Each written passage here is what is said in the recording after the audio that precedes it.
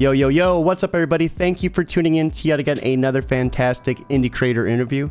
It's your Cape Crusader, Cody, and we're keeping it geekly with our new guest, David A. Rodriguez. We're here to break down BattleMex and everything in between.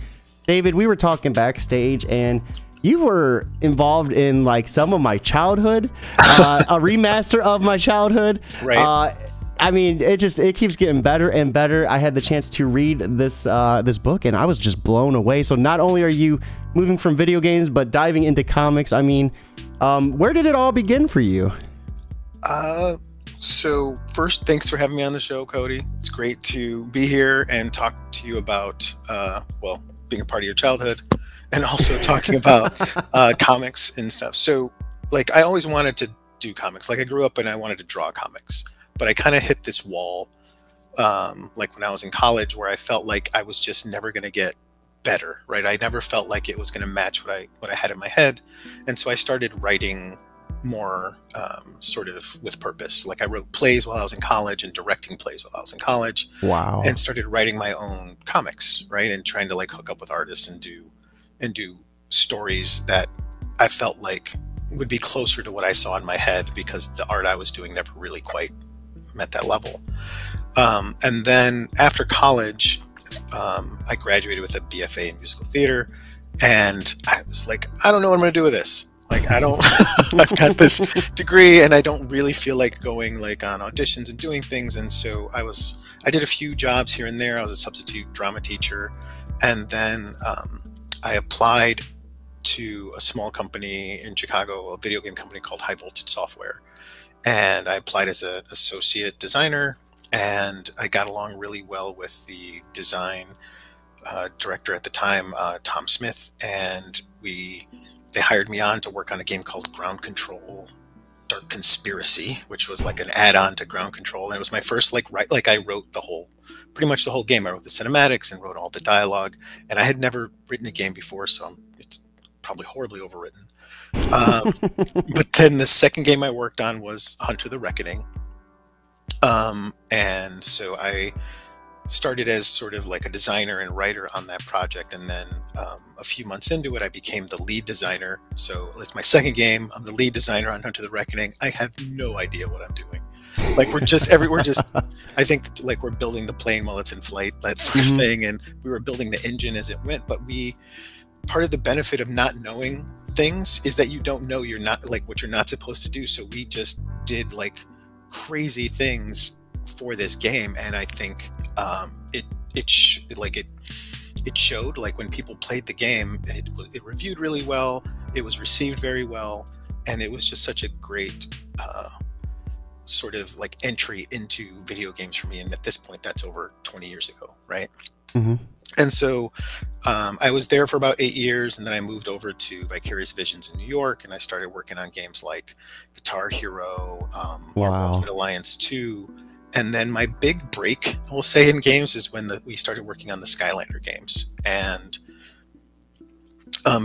being able to write the Swap Force and Superchargers, and then IDW was doing the comics for Skylanders, and I was talking with the editor, and they were trying to get a book out in time for San Diego Comic-Con, which was like a very tight schedule. And they were like, I was saying, like, it'll be faster if I just give you a script for the San Diego Comic-Con comic. And so that's kind of how I started working on the Skylander comics while working on the game. So it was all tied in.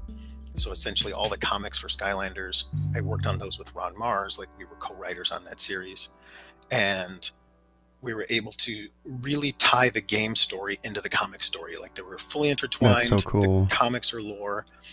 And I had done my own comics sort of in that, like, even back at High Voltage days. And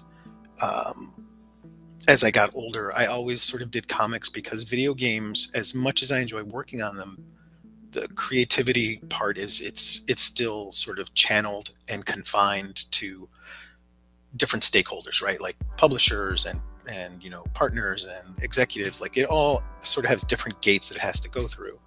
And it's a great job. I wouldn't trade it for anything, but I think for me, I still need my own space that I can play in, where I don't have to negotiate the creativity. I can just tell the story that I want to tell.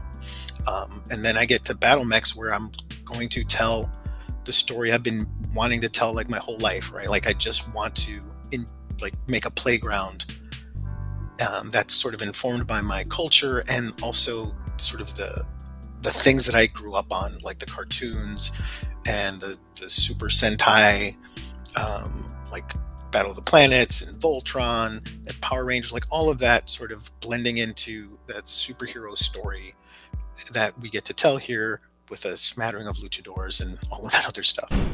So that's kind of how I got here, right? And now I'm working on Vicarious Visions became part of Blizzard, and so I got to work on Diablo 4 and like write for that game, which is when we're talking about childhoods, that was my childhood, right? I grew up playing Diablo, and I get to write it and be a part of that. And so it's just been an incredible journey for me, and to make it possible for me to do this book exactly the way I want to do it.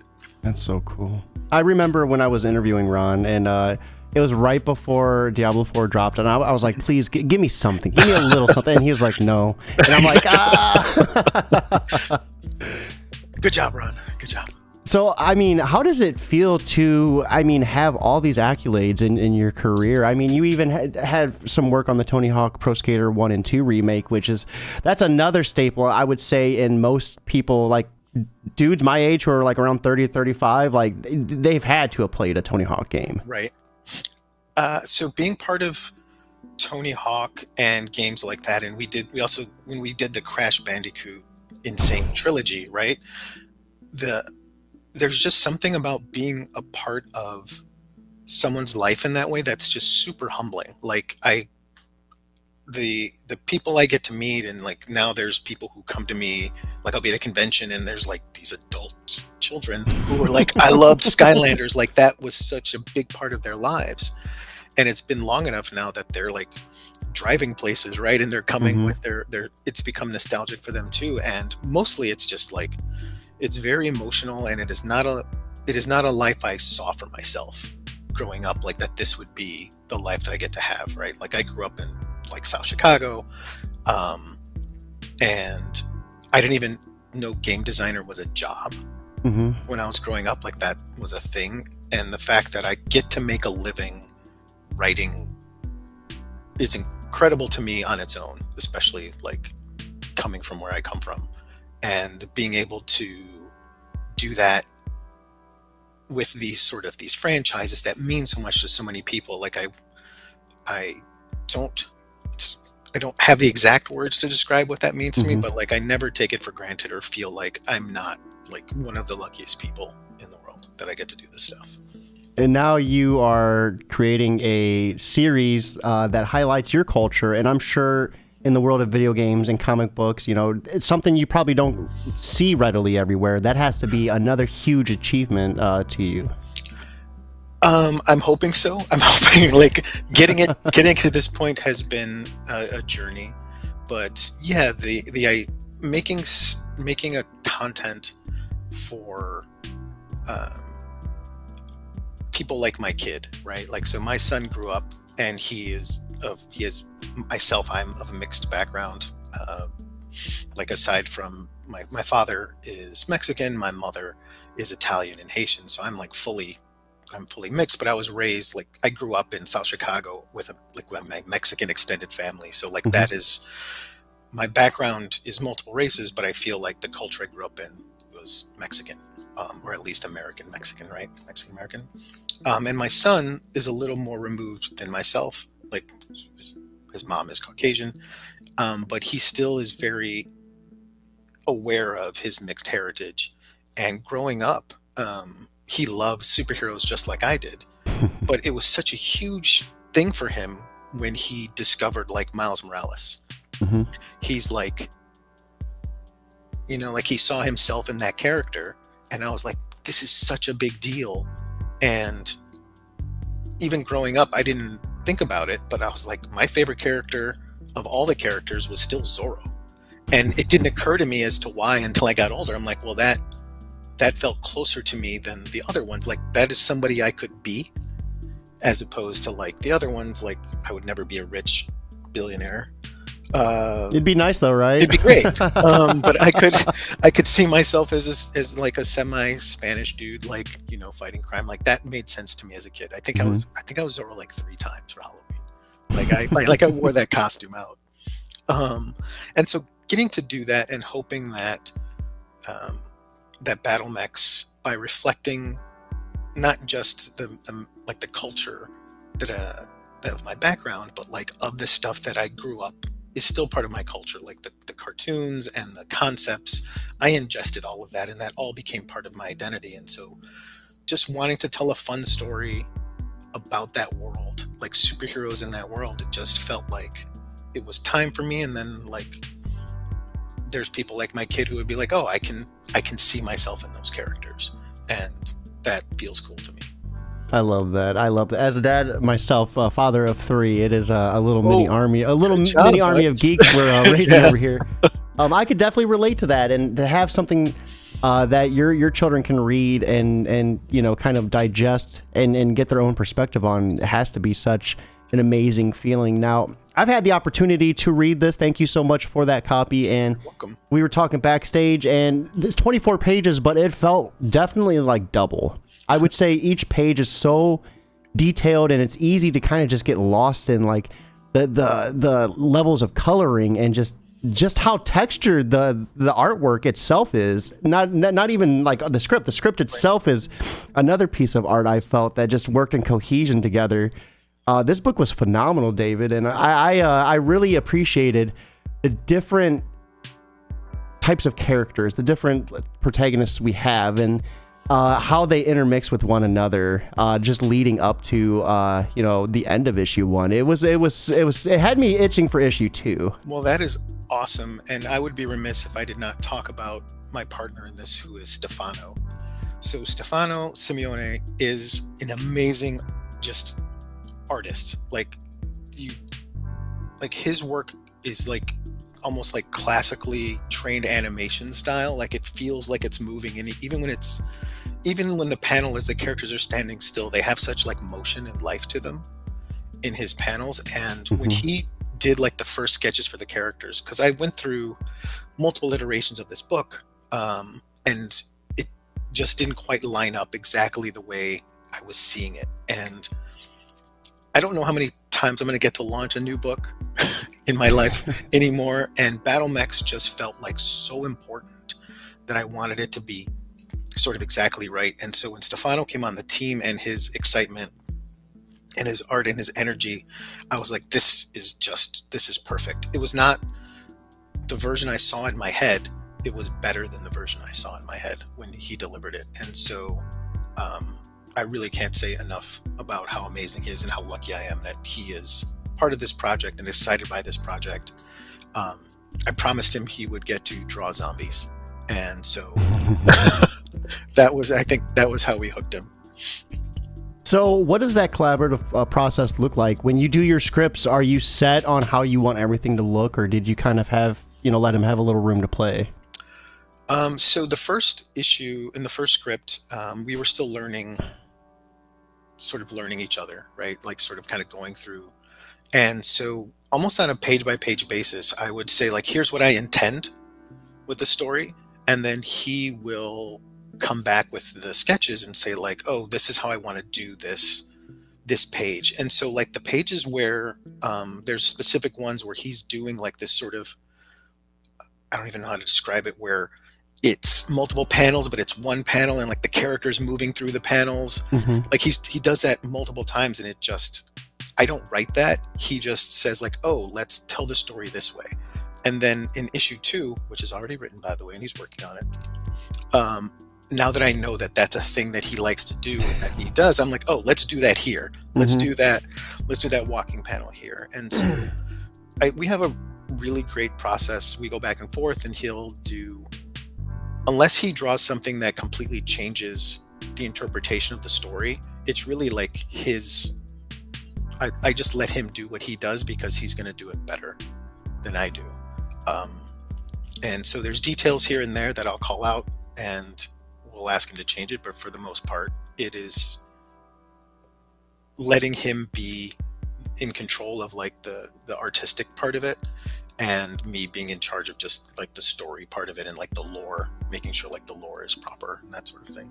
So does he handle the pencils and the coloring as well, or do you have a? No, he is top to bottom. He is he does the entire thing, and I think him coloring it was part of when we first started talking. He asked, he's like, "Can I just do all of the art?" And I was like, "Yes, please do all of the art." And yeah, he's just like you can tell like he is doing it. It just all feels cohesive because of that. Like it's just one story being told that way. I really, you mentioned earlier about the luchadors, like the luchador scene in this, like probably was one of my favorites just because of how like colorful it was and just like how the panels were arranged. It was such a playful page that kept you kind of like bouncing from scene to scene. I mean, he's definitely like a phenomenal artist without a doubt. Well, we had to have a luchador scene, Cody. Because, well, one, I love luchador and luchador wrestling. Like I'm a big fan. And when I was a kid, and I'm going to Mexico next week, so I made them promise me that they'll take me to one of the stores. But when I was a kid, they would sell these little wooden wrestling rings, and they would just have like pegs, and then you would take rubber bands to make the ropes. And then they would just have boxes and boxes of these plastic molded pre-posed like luchador figures, but they would all have like different painted costumes, and some of them had fabric masks and capes. And I would get like just dozens of those, and I would play with that like forever. And even in NES Pro Wrestling, my favorite wrestler was Starman, because he was the closest to like, he was the luchador wrestler, right? So that's kind of how the comic started. My brother and I were hanging out and talking one day a long time ago, and we were just talking about like kind of getting more Mexican, Latino style stuff into like comics and games and things. And this is going to sound stupid, but like we were sitting around and we were talking about like what if they were like giant robots and they were like luchadors? And he was like, yeah, like they're like big BattleMex. And I said, did you say like mechs, like MECH, like mecha, or mechs like MEX? And he was like, both. And so that is 100% how the name came, and how the idea for like sort of this Super Sentai, we kind of moved away from them being luchadors also. Like it just like in one of the original drafts there was like luchadors, a luchador school, and I'm like, this is getting too far removed. But we kept the part where one of the characters, like their day job is to be a professional wrestler. I love it though. I love it. And it reminds me of when I was a kid too, and had, we had WWF over here, but hey, I would make the little barbed wire out of like bread ties and everything. And then I'd get like markers and like press it really hard to like stimulate like blood or something from them. It's crazy how it doesn't take much as a kid to be like, just amused for a couple hours, right? It's true. We spent a lot of time with cardboard boxes and trash. So let's talk protagonist. I mean, these characters are amazing. They're when they transform, rise up, like beautiful. I was just taken back by their costume designs. Without spoiling too much, who can we expect from this first issue? So there are the three main characters in the story. I'll also say, so the original character designs were done by a different artist named Ariel Medel, who did like the original. We spent a lot of time designing the costumes, like personalizing them, and so each of them are actually reflective also of like culture and pulling from like Aztec history and that sort of thing. So this is my disclaimer that this is not a historically accurate book. It is informed by, it's inspired by my culture and Aztec culture and Mexican culture, but it is not to be taken as like historical document. Like I mean, the book is sort of based on the idea that Cortez was defeated by like shapeshifters who are using magic gems, and so it deviates hard from there, like in this world. But for the three main characters, you have the leader, essentially, who is her code name is Aralida 1. Her real name is Elisa, and so she is like the daughter of a we'll say like the Sarah Connor like character in the book who saw the villain 10 years ago and predicted that he was going to, now that he was freed from his prison, the boogeyman is freed from his prison, that in the future he will need to be like fought. And so like she builds this program and trains her daughter to like master one of these gems, these ancient gems. And so each of the characters has like sort of a totem that's based on an animal. So hers is the hummingbird, which in Aztec culture is like a creature that is believed to be the spirits of fallen warriors. There's a hummingbird. There's also like a god whose name I'm not going to try to pronounce there. You can look it up, who is a hummingbird serpent. And so you have her, and then you have her adopted sister. So this book is set in a place that, because of the history change, it's not called Mexico. It's called New Aztlán, which is sort of a version of Mexico that was never conquered, is what we're seeing in the book. And so in this book, her younger sister is white. And so her parents were deported years ago, and she was adopted by the main character's, the leader character's mom. And so while Adelita has the hummingbird as her totem because that's Aztec culture, Jessalyn, who is the younger sister, she doesn't have that culture to draw on. So when her totem is a unicorn, which kind of fits her personality and sort of identifies like who she is also in this world, right? She doesn't quite fit in this culture, even though this is where she was born, but she doesn't sort of feel like she belongs on either side, right? She doesn't quite fit in with the people from the United States because she was born here and Spanish is her native language, but she is she's white, and so that is sort of like one of the things that she's dealing with. But like her costume is amazing, right? She's this rainbow unicorn. It's gorgeous. She has a great outfit. And so then the third character is Carlos, who is not directly related to them, but is like their childhood friend. And his totem is the jaguar. And one of the in Aztec culture, the jaguar knights or warriors were like sort of the special forces, right? Essentially of Aztecs. And so he has like his jaguar armor, and I wanted to go a little bit different with his character and just like sort of just how supportive he is of the family and like the two female characters. And I just love the idea that his name is Tres Leches, which is cake. Right, like that's his code name. But it also sort of makes sense because his main power is he will split into 3 versions of himself. Like he can create 3 versions, and they'll just each have like one solid color. So then like he's 3 layers of cake. So yeah, that's his ability as well. And so so you have Adelita 1, Tres Leches, and then you have Princess Hueda is the unicorn, and that literally translates to Princess White Girl. And you'll learn more about why that is the name that she chose, because I mean her full name is Jessalyn Prince, and that is sort of, it is a word that can be used as an insult, but it's also used sort of lovingly sometimes too. And so that is kind of like just something that we'll be exploring in future issues.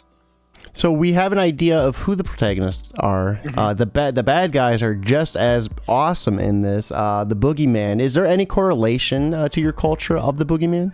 So growing up,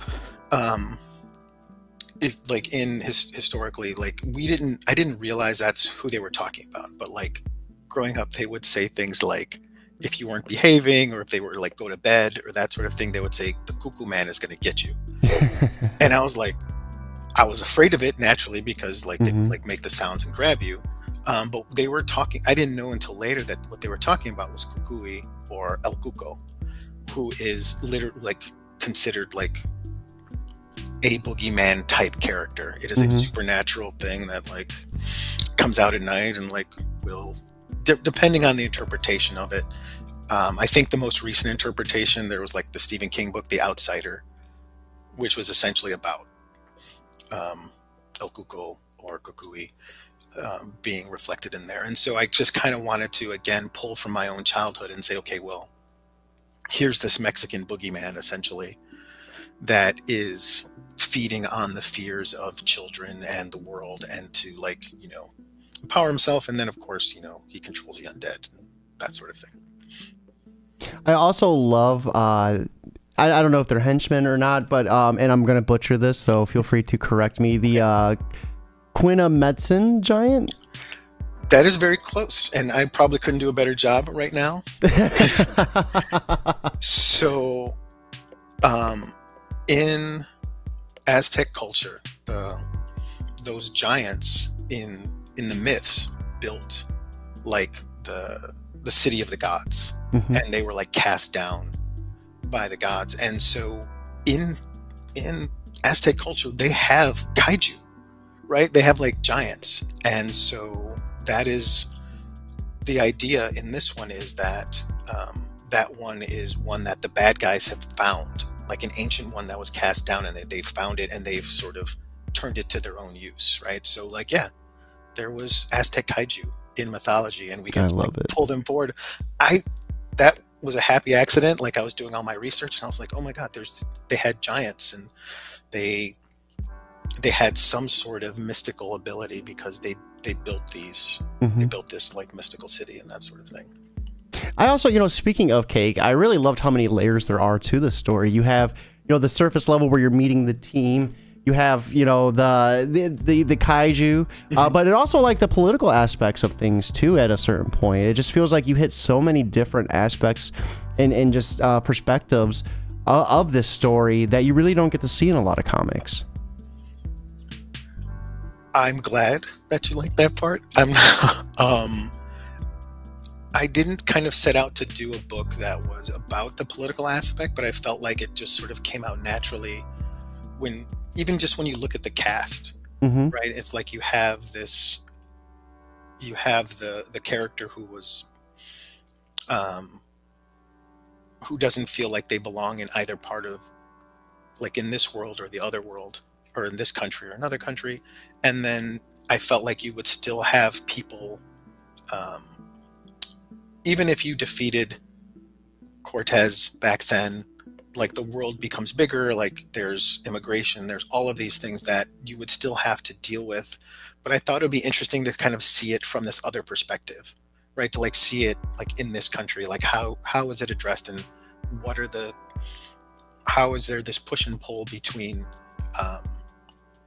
just the setting, and then how does that affect the characters inside and out of costume, kind of thing, right? And so I wanted to sort of do a little bit of that political part, but like you said, it's a layer to it, and it's not it's not specifically about like immigration and all the other things, but like the boogeyman character, like we were talking about that earlier, like his design is Spanish armor, right? He's essentially, he was part of the original colonization attempt, and that failed.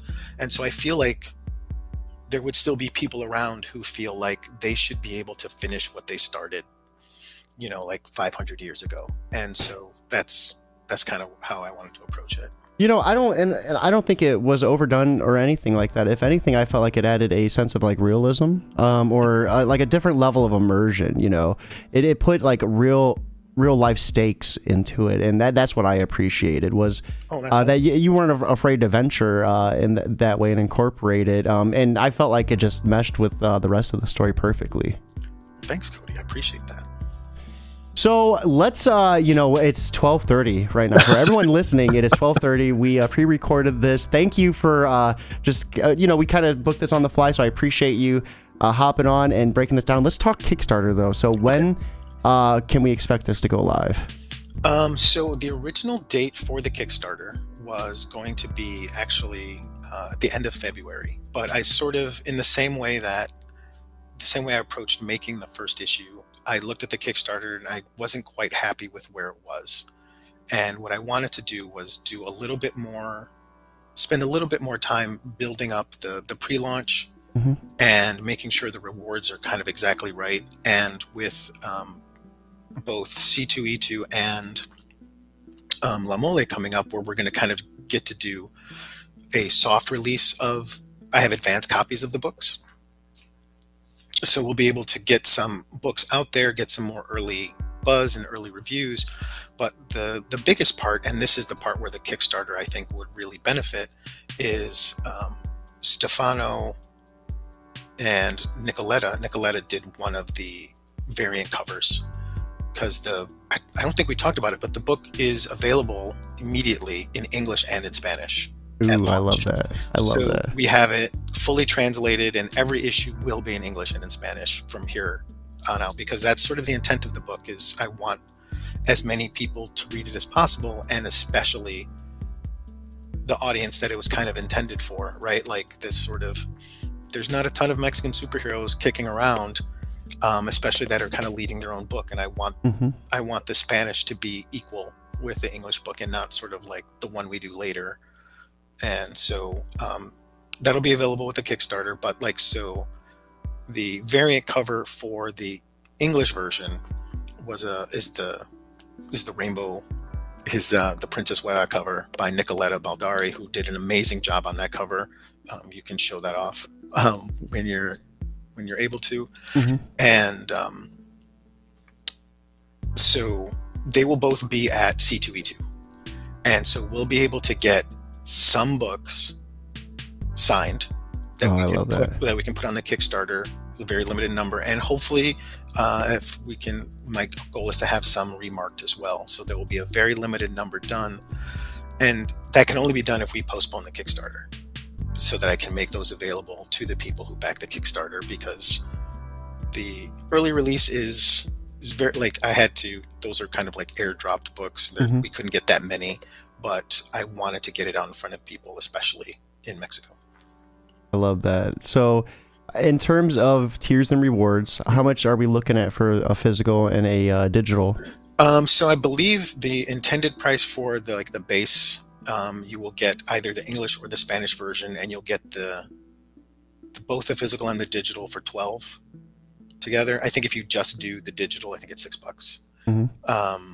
But you can get both for $12, and then it goes up from there. Like if you want the variant, if you want, like, I think we're going to do like a special mini trade, which will have the English and Spanish together in like I love that, in one book with like a hologram cover. There's a vinyl album that you'll be able to pick up, like a little 7-inch purple record. That's so cool. That because we had like a theme song written for this, because I mean, essentially this is me, like if I had my own Saturday morning cartoon, this is what I would have made it into, right? So it has a theme song in English and in Spanish that you can get the record for, and so we'll have a few things, and we're looking at some other rewards and stretch goals right now. We're going to have a Shopify store up probably next week, where you can sign up, like put your email in, and then if you sign up, there's like a little extra thing you can get in your Kickstarter, and like you'll be the first one to know when it goes live, so you can jump in and get the signed books and remarks if that is something that you're interested in. I love that, and we'll have those links updated in the description so you guys can get a jump on that when this video does go live. So outside of Kickstarter, for anyone who might be on the fence about backing that's watching this, what would you like to say to them directly to kind of help push them over that hump? I would say that I think we're at a sort of a new paradigm for how comics reach people, and I think it's amazing seeing the growth of sort of voices and stories that are on Kickstarter right now. Like there's such a wide range of stories being told, and from like different backgrounds and ideas, that I would love to see more of those things. And I think the way we see more of those is by supporting those books. And so in general, I hope everybody who's listening takes the time to browse through all the the varied comics that are available on Kickstarter and all the stories that are being told. But on my part for BattleMex, I think we have a fantastic artist, and it's a story that is both familiar in some ways because of sort of the inspirations it draws on, but also is putting, I feel like, a new twist on some of those ideas and bringing the part of it that is unique to me, which is my background and my culture, and that it will be available in 2 languages, and that it, if not for you, I'm sure you know somebody who would just enjoy a fun book that has a little bit, maybe a little bit extra in it that that they might enjoy. I love that. So David, I know this is your first time on the show, but I always love wrapping it up with 2 questions. So the first one is a piece of advice, and as an individual who has hit a lot of milestones where a lot of writers could only dream of, what would be your biggest piece of advice to anyone out there looking just to start their journey with writing? So my biggest piece of advice, so there's 2 of them, right? Mm-hmm. And so the first one is, if you're writing for yourself, to practice finishing. Finishing is difficult, and it is the writer's inclination, especially when you're starting out, is to like get partway through and then go back and change and revise and sort of edit yourself forever. And then you just kind of get into this cycle of editing. And so just write to the end and then go back and edit. Like, just try to find your way there as soon as possible. And then the second piece of advice is, if you want to write, not just for yourself, and that is to learn how to be flexible with your writing and learn how to find the balance between instilling like passion into the story that you're telling while knowing you don't own that story.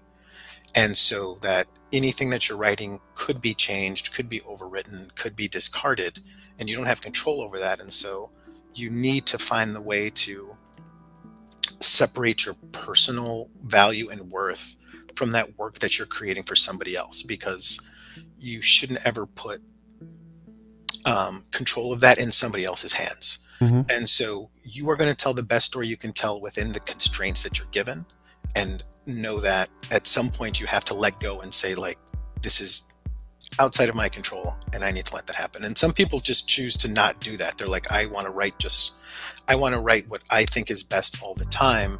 And some people have that ability or that privilege. That has not always been for me. And so if you are a writer that needs to get paid and you need to take jobs, then that is my advice there. That's some awesome sound advice as well. So thank you so much for that. And last but not least, what are you consuming outside of creating? You know, what video games are you playing? What books are you reading? What shows are you watching? Oh gosh. Okay. So as far as shows go, I just finished the last season of Fargo, which was incredible. And to add one more piece of advice for writers in general, and especially comics, please read other things, watch other things. Don't just read comics, or just don't play games if you want to write video games, because then you're just regurgitating those stories. Like, consume as much stuff as possible. So we just finished Fargo. What else have I been watching? Watching Julia, which I'm sad because there's not. They said they're canceled after season 2. Oh, that sucks. Watching The Bear. So watching those shows. I've been playing a lot of Marvel's The Midnight Suns game. I'm really enjoying that, like the storytelling in that, and like the relationship building. I didn't know I wanted to play an X-Men adjacent dating sim tactics game, but I'm like, I'm into it. Like, I'm like, be my friend, like, so much. I'm like shopping for presents for people, and I was like, who have I become? Yeah, well, what is this? Yeah, but I was into it. I play Marvel Snap, and it frustrates me on a regular basis, but I still keep going back to the well. As far as like comic stuff, I've been reading I read a lot of stuff that my son is reading now, so that we can talk about it. So I've been reading like the new G.I. Joe and Transformers, the Skybound stuff. I read my friend's a web comic, Sarah Ellerton, who I've done another book with called Finding Gossamer, she has a comic on Webtoons called Quantum Entanglement, which is sci-fi romance story, which I'm enjoying. As far as books go, I do a lot of audiobooks now. Like when I'm driving, it's just easier to consume. And I will tell everybody, because I'm not afraid of the audience to know, that I'm currently listening to Anne of Green Gables, which the language in that book is just phenomenal. And I'm a big fan, like, of the show, like the original show on PBS. And so I've never actually read the whole book, so I'm listening to that. I listen to most things by Stephen King, like, so any new book that he, like, I listened to Holly, which is like the entire Mr. Mercedes Outsider series, so I listened to that.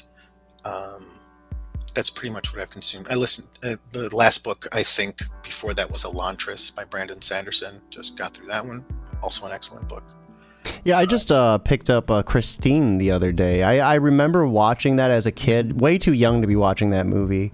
But I seen the book and I was like, I've never read this. I'm gonna check it out. Usually his books I feel like are way better than the movies, anyways. At least like The Shining and it and wasn't The Stand a movie too? The Stand was 2 TV series, I believe. They did they did one in the 90s. A TV miniseries, and then I think they did another one. I thought they did another one recently. The Dark Tower too. I heard. I heard the show wasn't nearly as good as the book. No, I haven't checked it out though. No, there's a few. Like I think one of the books that stands, like if you've ever seen Misery, like that one stands toe to toe with. Oh my God, yeah, that's a good one. That is a good one with the book. But yeah, there's Shawshank Redemption. That is one I think where the movie challenges the book itself. Like it's very close to on par. Oh, for sure. So Dave, thank you so much for swinging by, talking BattleMex, talking video games, and talking everything else. This has been one hell of a show. Everyone watching, be sure to hit those links. Be sure to back. If you can't back, put this link on Facebook and Twitter. Word of mouth is 100% free, and it costs you absolutely nothing. I hope you all have an absolutely awesome day, but most importantly, keep it geekly.